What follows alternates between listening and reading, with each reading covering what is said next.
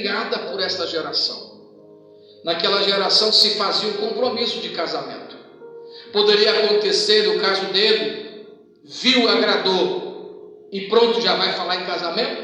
Ou as famílias, antes mesmo dos meninos nascer, falavam: olha, a minha filha vai ter um filho, seu filho também vai ter um filho com a sua nora. Quando os meninos nascerem, se for homem aqui ou se for mulher aí, o meu menino vai ser esposo da sua menina. Se for mulher aqui e se for homem aí, vai ser do mesmo jeito. É um compromisso que as famílias faziam. Inclusive a comunidade cigana faz até hoje esse tipo de compromisso. Os meninos nascem, crescem, nem se conhecem, mas já estão compromissados. No Oriente Médio ainda tem esse tipo de comportamento. Existia a cultura do dote, a compensação pela falta do filho na casa, no caso da filha. Assim sendo, quando o moço se agradava da moça, procurava ver se ela não estava compensada com ninguém. Não estando, ia ao pai e pediu ao pai que fosse aos pais da moça. Por isso que Sansão vai até o pai e diz: olha, vai até a casa da moça e pede para que os pais dela me dêem ela em casamento. Faça a combinação do dote. Não era algo que Sansão ia lá e chegava: ei, agradei de você, caiu, deixa eu te ajudar a levantar, as benditas das cantadinhas. Não, era o pai que chegava e dizia: olha, meu filho está na idade de casar, eu vi que você tem uma moça, ela já está casada. Não, como é que faz para poder os dois se casarem? Como é que é a compensação do dote? Se marca e de repente os dois se casam. E depois eles vão começar a namorar já casado, para descobrirem o amor já juntos. Era a cultura da época. Então Sansão vai e vê a moça dos filisteus, e os pais tentam pôr juízo nele, tentam tirar eles desse pensamento, mas ele está decidido. Irmão, tem situação que você precisa observar.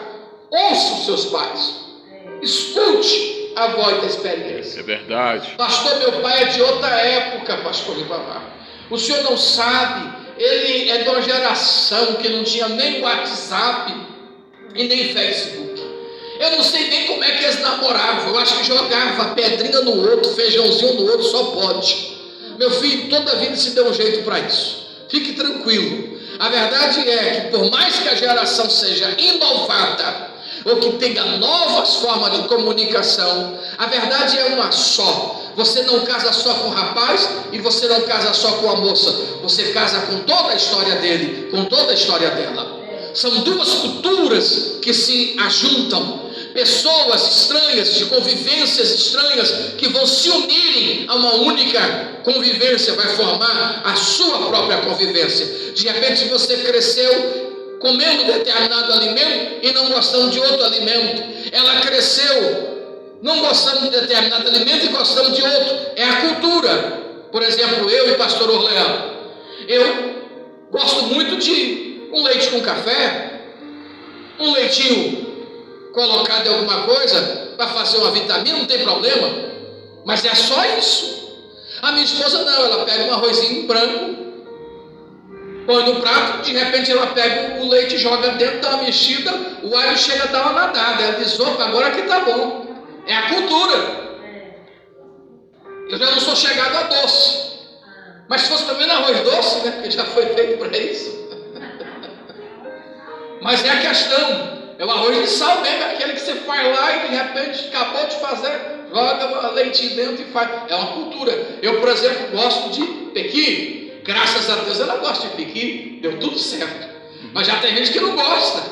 É cultura, é hábitos. E de repente a pessoa, por não querer contrariar o outro, acaba experimentando.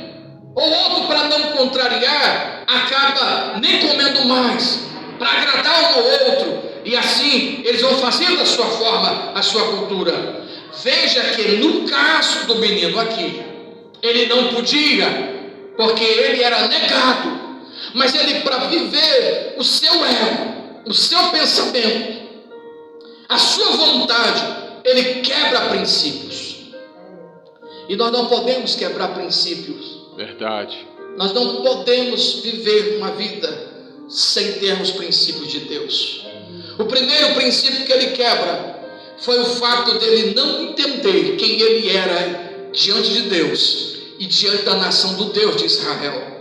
Você não representa só a si mesmo aqui nessa igreja. Você representa uma chamada de Deus para um povo de Deus. E Deus está requerendo que você mude a sua postura. Contudo, o pai e a mãe tentou orientar e ele não aceitou a orientação, porque acha que os pais são quadrados, porque acha que os pais não o entendem. Tem jovem que diz assim: meu pai não consegue falar a minha língua. São atrasados. Escute, tudo que você está vivendo eles já viveram. Eles só não querem que você tenha as decepções que eles tiveram. Eles querem que você não sofra o que eles sofreram. Mas é aquela velha história: se não for ele, eu morro. Ah, se não for ela, acabou o mundo para mim. Não é bem assim. Mas os olhos, quando ficam virados para um lado, é difícil da pessoa ouvir a voz da razão. E aí vem aquela velha historinha: quando vê o rapaz, é raro que seja, salva Jesus a alma para ti, a carcaça para mim. Essa é a norinha que mamãe pediu para Deus. Essas expressões para justificar o injustificável, Sansão também adotou. E de repente Sansão agora, ao levar os seus pais, se depara com uma fera. Não sei como ele deixa os seus pais em segurança e vai lá e mata com as mãos limpas, sem uma faca, sem um machado, sem nada, um leão, e o fende ao meio. E a Bíblia diz que ele volta aos seus pais, não comenta nada, e ele vai prover a história do casamento e volta. E de repente, passa-se alguns dias, ele já volta para casar. E a Bíblia diz que ele, ao ir, ele lembra-se daquele leão. E ele deixa novamente os seus pais e vai até o leão, que agora está morto, fédido, em um processo de decomposição. É uma carniça. E de repente um enxame de abelhas se aninhou nas ossadas do leão. O sol escaldante da região proveu o meio daquelas abelhas migratórias criarem um ninho ali. E o ninho já estava bem adiantado, porque deu tempo de produzir mel.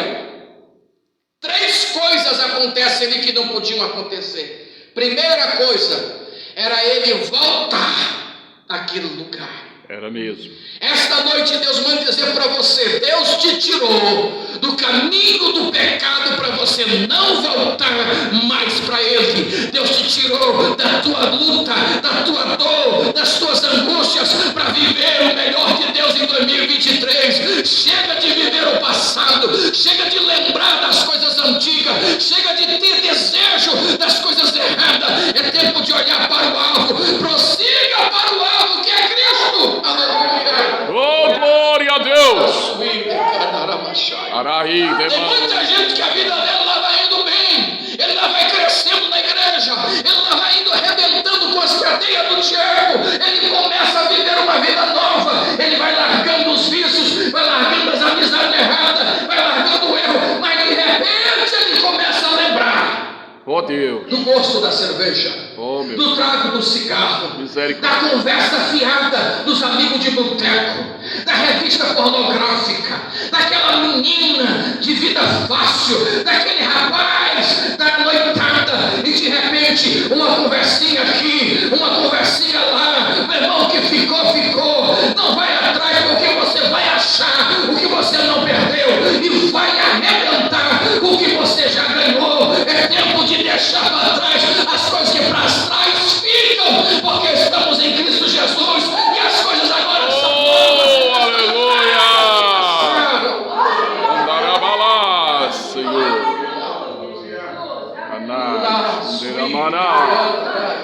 Foi um conflito do passado. Aramassou, Foi um laço do diabo que veio contra ele. E Deus lhe deu força para quebrar, para libertar, para espedaçar, literalmente. Mas ele foi lá na carniça, na podridão, miséria. E a miséria estava lá. A podridão estava lá. A carniça estava lá. Só que ela estava disfarçada. Ela estava elegante. Ela estava atrativa.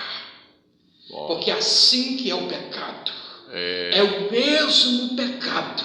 Só que agora ele está atrativo. Ele agora está disfarçado em uma palavra doce no momento de angústia, em uma amizade de interesse que você nem percebe. Esta noite Deus está dizendo para você: cuidado com os mel, que são na verdade mais amargos do que fel. E ele vai lá, e ele era nazireu, ele não podia tocar em coisa morta. Ele não só toca na carniça, ele fuçou na carniça. Foi mesmo.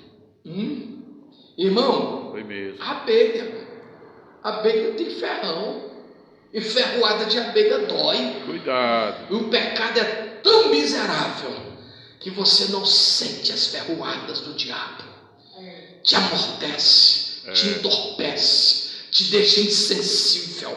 Você não ouve mais conselho de pastor, você não respeita mais liderança, você já acha que é autossuficiente, já quer entregar o cargo, já quer pedir carta, já quer ser alguma coisa além, não quer mais aceitar a orientação de ninguém. O sangue de Jesus tem poder, não entra nessa caminhada. O diabo está tentando te destruir. A carniça tirou o odor da sua narina, você agora nem consegue mais discernir as coisas, está entorpecido pelas ferroadas do diabo. Verdade. Assim estava o menino Sansão. E quanta gente boa que começou bem, e lá vai indo destruindo a sua vida, destruindo a sua chamada, É verdade. destruindo o seu casamento, destruindo a sua família, destruindo o seu bom nome e arrastando o nome da igreja junto. Nós estamos vivendo uma época de tantos escândalos, de tantos escárnios. É vergonhoso quantos irmãos que estão processando a igreja pelos seus erros inconfessos. Foi mesmo. Querem se firmar na cadeira, na liderança, achando que são alguma coisa, porque tem um título ou um documento, e não tem mais a essência de Deus. É verdade. Ao tocar na carniça e ao pegar o favo de mel, ele não se contenta em só beber do favo de mel, ele leva para casa, ele leva para os seus pais, que têm uma vida santa, que não sabe a origem, não sabe o que está acontecendo, mas que de alguma forma também é levado para aquela sujeira, é levado para aquele problema. Infelizmente Eli foi levado para o problema dos seus filhos. Ele viu seus filhos afastar da igreja, desviar dentro da igreja, mas ele não teve a atitude de corrigi-los, de orientá-los. E Ofni e Finéias se afastou, e a Bíblia diz que eles perderam a vida e a arca, e acabou que Eli também morreu. Foi mesmo. Sansão estava fazendo o mesmo. Sansão agora vinha trazendo a destruição, não só para a sua vida, mas para a sua família. A vergonha não era só para ele, é para os pais dele, que não tinham nada com aquilo, que não aprovavam aquilo. Que Deus tenha misericórdia desta geração. Não mate os seus pais, não tire a alegria da sua esposa, do seu marido, dos seus filhos, de ver um homem de Deus na igreja, uma mulher de Deus de oração, ser destruído pelas bobagens da internet, pelas picuinhas deste mundo, pelas vaidades desta vida. Oh igreja, é tempo de dizermos: chega, basta, eu preciso voltar para minhas origens, eu preciso voltar. Aleluia! Glória a Deus! Aleluia! Fala mais, Deus. Fala mais, Senhor. Fala mais. Primeiro, ele volta para trás. Segundo, ele fuxa na carniça. Terceiro, ele leva o mal para dentro da sua própria família. Para aqueles que oram por ele, para aqueles que dão tudo por eles.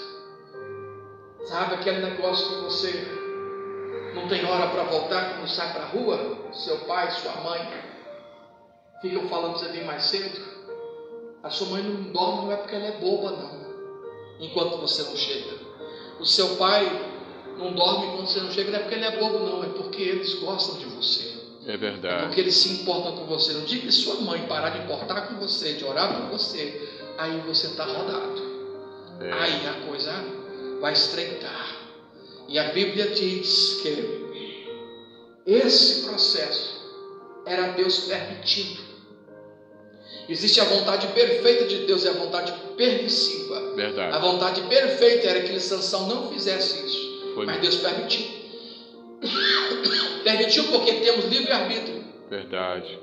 Você tem o direito de viver o seu pensamento, embora as consequências virão. Não era o pensamento perfeito de Deus, mas era o pensamento de Sansão. E a Bíblia diz que Deus permitiu. E a Bíblia diz que mais tarde ele se namora e apaixona por Dalila.